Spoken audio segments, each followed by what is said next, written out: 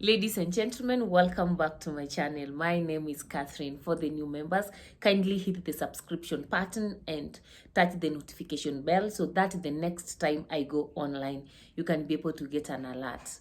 For my continued supporters and viewers, I highly appreciate your support and feedback and your suggestions. Kindly remember to give this video a thumbs up and share it among your platforms. In today's gang series, we are going to look at the Hague in Nyeri County. Now, a question arose on who are exactly the Hague group in Nyeri County? What informed their emergency? Is still the Hague in Nyeri County operational or it ceased to exist? So in today's gang series, we are going to unmask the Hague. We are even going to find out why the name The Hague. Now, in 2009, April 21st, 20th and 21st, that is between the night of 20th and the morning of 21st, Nyeri Madera West region woke up into a massacre. And in this massacre, about 29 people were killed. And these killings were associated with the Mungiki gang or the Mungiki militia or the Mungiki sect. It depends on who is talking about Mungiki or who's defining Mungiki. But reports indicated that this massacre was a revenge towards people who had killed some Mungiki members. Now the question is, who killed the Mungiki members until the Mungik had to revenge in the community? Now, this is what takes us to the Hague group. Now, Ngunyi Katumanga, in his book From Oligopoly and Monopoly of Violence, talks that whenever there's one militia operational, there is another militia that emerges to counter the activities of this already existing militia. So when the activities of Mungiki in Nyeri County, all in central Kenya, became so grievous, there emerged a community vigilante.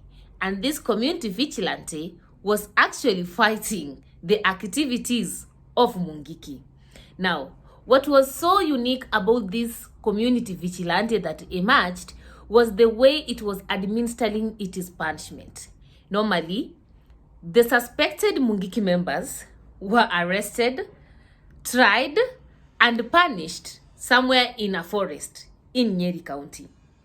Now, this place where they were being all the people who constituted the court, where the suspected Mungiki people were tried and punished, now came to be called The Hague. The reason as to why this community vigilante courts gained the name The Hague, it is because they christened themselves as trying people who have committed crime against humanity. For them, Mungiki had committed crime against humanity. And now they borrowed that word directly from the Hague Court in the Netherlands, or from the ICC in the Netherlands. So that's how they came to call themselves The Hague.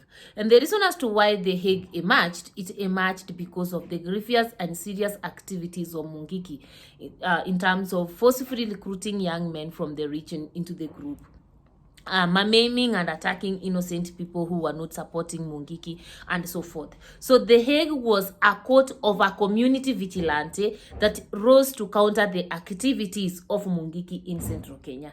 And the question is, did the Hague actually is the Hague actually operational in Nyeri County or not? The answer is the Hague is not actually fully in operation, but we cannot tell that whether it has totally ceased to exist. And why am I saying this? Normally, the activities of any vigilante group, all the activities of any vigilante institution goes as per the demand of their services. So if the services of the Hague Court in Nyeri County will one day be needed, we will not be surprised that that group or that community court again will do, that vigilante court again will emerge, perhaps in a different fashion or in a different name, but still doing the same work, or even expand its activities. And the question is, with the fight between a community vigilante and Mungiki, also with its form a vigilante on its own or a militia its own, what then happens? What happens actually is exactly what happened on the night of April 21st and 20th in 2009. Normally, when two vigilantes are fighting, the community is the one that is normally at the rose. 29 people were killed, and in this killing, nobody was arrested and imprisoned for this killing. The 22 people who were arrested, including the Mungiki leader, with regard to this massacre, they were later on released that there was lack of evidence to put them at the scene of the massacre and so forth. So you see, somebody lost a daughter, somebody lost a son, because two vigilantes were revenging to each other's activities. So that tells us one thing. Yes, it is the role of the government to provide security to its citizenry, and it doesn't matter where those citizenries are located. When you come across, for example, a vigilante, or when you want to counter the activities of a vigilante, you do not counter the activities of this vigilante by creating another vigilante. By the end of the day, there will be rivalry between the community, or between the the new vigilante that has been formed to counter the activities of the first vigilante. And by the end of the day, it is a heightened level of insecurity, because now we are talking about two groups who are determined to outdo each other, to revenge to each other, and to prove the mighty of each other. And such was the case between the Hague court in Nyeri County and the Mungiki in Nyeri County. Basically, it should be very clear that the Hague was not a gang, or was not like a community vigilante. It was a court. It was a court where the community vigilante that was countering the activities of Mungiki was trying and charging and punishing the suspected Mungiki members. And that tells you one thing, that with such courts, there is a very high likelihood that innocent people could be even tried there in the name that they are Mungiki suspects. So the question here comes, how do we know that actually all the people who were tried under the Hague in Nyeri County at that particular time, they were Mungiki suspects? There's also a very high likelihood that somebody could have differences with all disagreements with an individual, and comes up with a narrative that this person is a member of Mungiki. So it can tell you a lot of things, that having community vigilantes and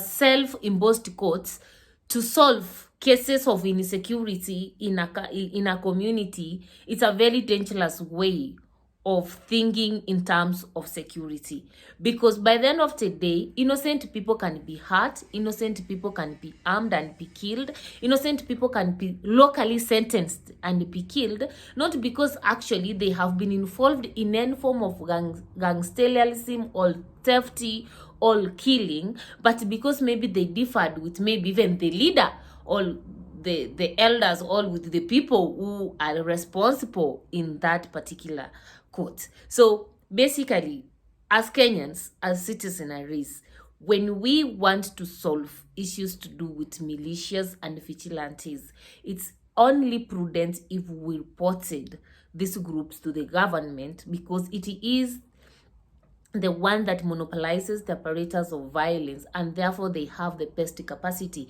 to handle these groups, as opposed to when we come up with our own local Christian courts where we try individuals. Because I'm sure that if the Hague was never formed in Nyeri County, the 29 people who lost their lives in 2009 in that Mathera West massacre could have not been killed. But because of the rivalry that emerged between the community vigilante and the Mungiki, in the name of the Hague trials in that small forest court, 29 people were killed. A massacre ensued, 29 people were killed, and several families have never received justice for the loss of their loved ones. And therefore, for those ones who take the Hague as a gang, no, the Hague is not a gang. It was just a local court. And this local court was formed by a community vigilante. I was in Nyeri County doing my own research, and I did not get the name of this local community vigilante. Perhaps it is just like the way local people could come together as mob justice and even Christian themselves as community policing and come up with their own code. So there's no specific name for this local vigilante that rose to counter the activities of Mungiki. But this local vigilante had a court called the Hague. So we should be able to differentiate between the local court Christian the Hague and the local vigilante that formed this court called the Hague, where they tried the Mungiki suspects. So for today, that is the end of the gang series with the Hague. In our next gang series, I'll bring you another group from Nairobi County. It's one of the deadliest groups, and we are going to find out who is this group, what are they doing, how did they get their name, their areas of operational, and perhaps what can we do to stop its activities. Till then, stay tuned. Thank you so much.